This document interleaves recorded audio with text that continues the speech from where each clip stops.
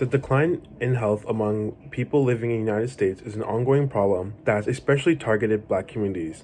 Hypertension is a very prevalent in Black community when compared to other ethnic groups, but what isn't obvious is the reasoning. There are societal pressures that affect health of Black individuals that are not seen within other communities. Hypertension, another name for high blood pressure, is elevated blood pressure. Blood continually pushes against the artery walls, which with an excessive amount of force. And to pump the blood, the heart has to work a lot harder. Depending on your activities, your blood pressure changes throughout the day. A diagnosis of high blood pressure may be made if blood pressure readings are frequently higher than normal.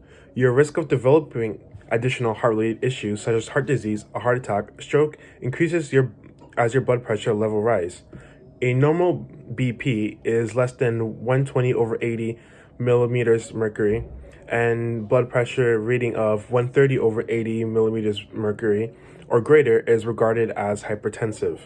It is undisputed fact that Black Americans do have high rates of hypertension, and it's important to understand why so that it can be prevented in the future.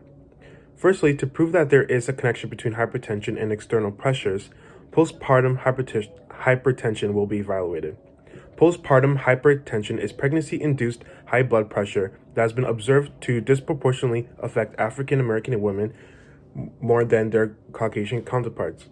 In Neighborhood Disadvantage and the Racial Disparity in Postpartum Hypertension Study, Laura Lemon et al. Did a study where they recorded the blood pressure of African American and white patients 3 and 6 weeks postpartum and find a relationship between social determinants of health and their effects on postpartum hypertension. The researchers took Afro-Americans and white patients who were diagnosed with hypertension while pregnant and identified their social determinants using the Area of Deprivation Index. The results from the study found that people living in disadvantaged areas were twice as likely to develop stage 2 hypertension 21 days after delivery and 1.67 times as likely to have it 6 weeks postpartum. Also, Black and white patients that were in the same Area Deprivation Index did not get hypertension equally. The study states that Black patients were still 3 to 4 times likely to develop stage 2 hypertension and at 3 and 6 weeks after delivery. This further is supported by another article, an international comparative study of blood pressure in populations of European and African descent, which concludes that when recording the blood pressure of Black and white people internationally, the Black diaspora does not have unusually high rates of hypertension, and this is from Cooper.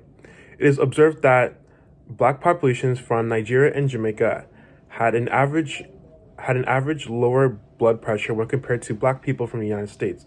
This method of study did not take into account the environmental and social aspects of each population.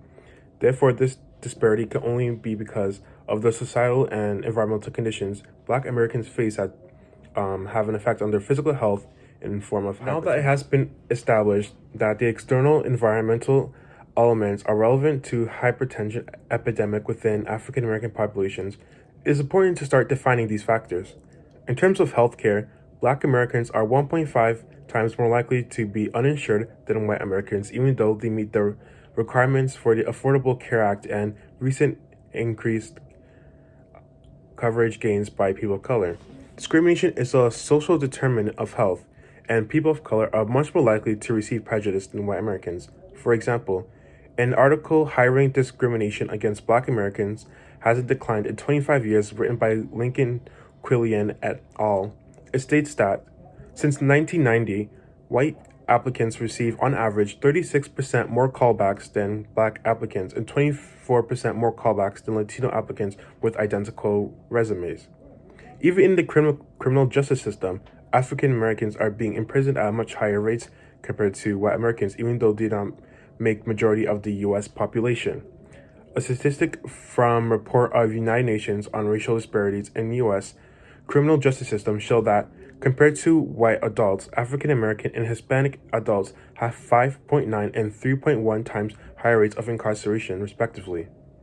Throughout history, Black Americans have repeatedly been abused and discriminated against by government systems in the United States, and this burden has taken a toll on their health. Lots of Black citizens are in constant high-stress situations, and because of the color of their skin, it adds to adversities in their life, which creates lots of problems for their physical health.